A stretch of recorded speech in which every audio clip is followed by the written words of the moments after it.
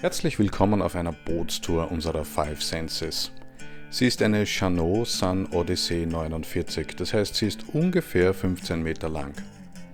Getakelt als eine Sloop wurde sie 2004 in Frankreich gebaut, war dann im Charterbetrieb in Kroatien unterwegs und fährt jetzt mit uns über das Mittelmeer. Für die Tour selbst habe ich sie natürlich bei uns in Aprilia Marittima gedockt. Hier sieht man das Heck mit ein paar Sicherheitseinrichtungen, eine Markierungsboje, einer Livesling und dem Landwasseranschluss und Landstrom.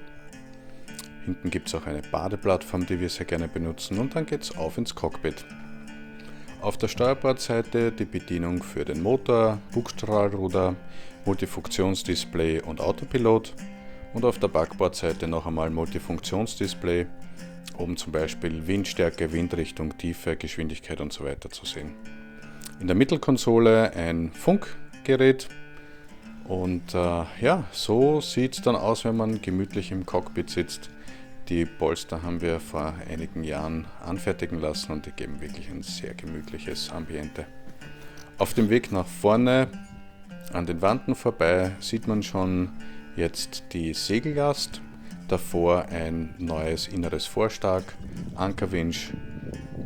Hier drinnen befindet sich die Ankerkette, die bei uns eine 10 mm Edelstahlkette ist. Davon haben wir, weiß ich gar nicht, 70 oder 80 Meter und damit kommen wir eigentlich ganz gut aus.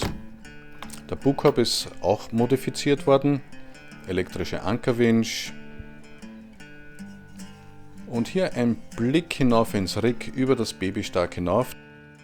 Davor sieht man das Vorstag für die Rollgenua und noch weiter vorne das Fall für den Code Zero.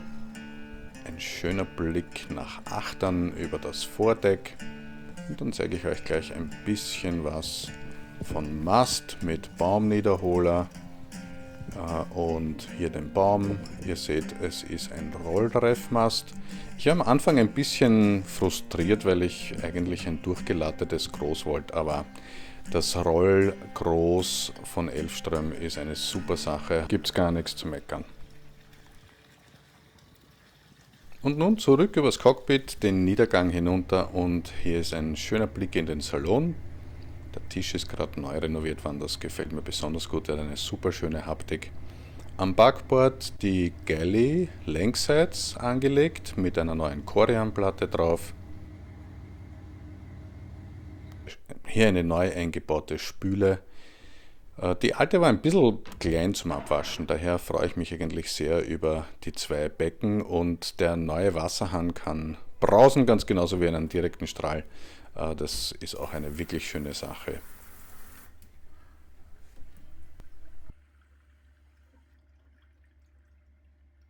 Es gibt eine große Kühlbox, daneben ein Gefrierfach, und seit heuer haben wir auch eine Kühllade, die wir dafür nützen wollen, Getränke einzukühlen.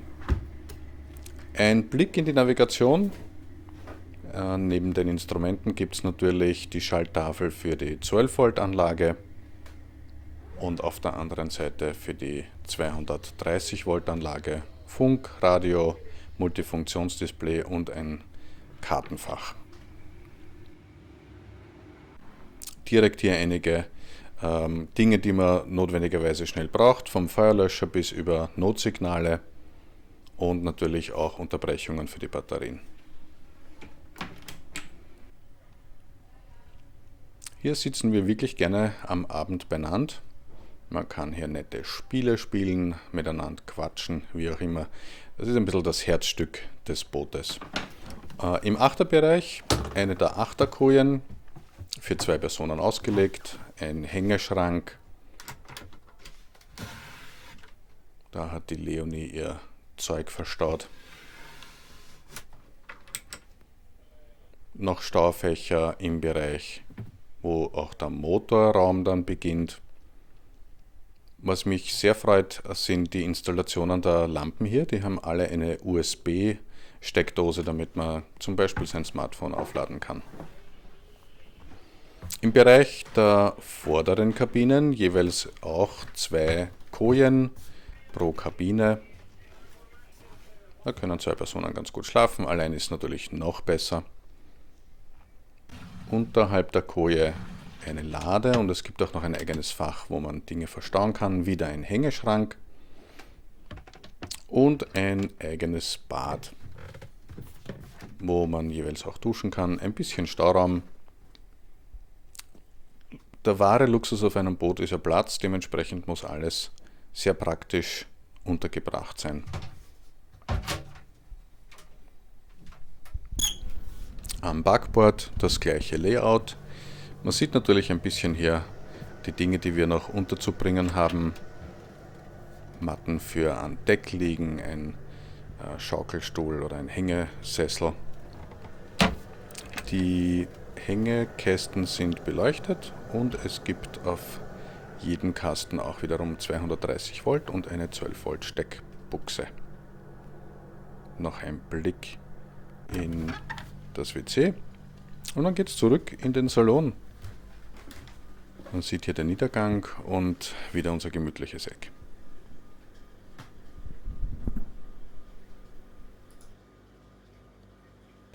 So, ich hoffe, euch hat die Tour gefallen und wenn ihr Fragen habt, einfach einen Kommentar hinterlassen. Es gibt natürlich noch viel, viel mehr, weil ein Boot ist letztendlich wie ein kleines Haus.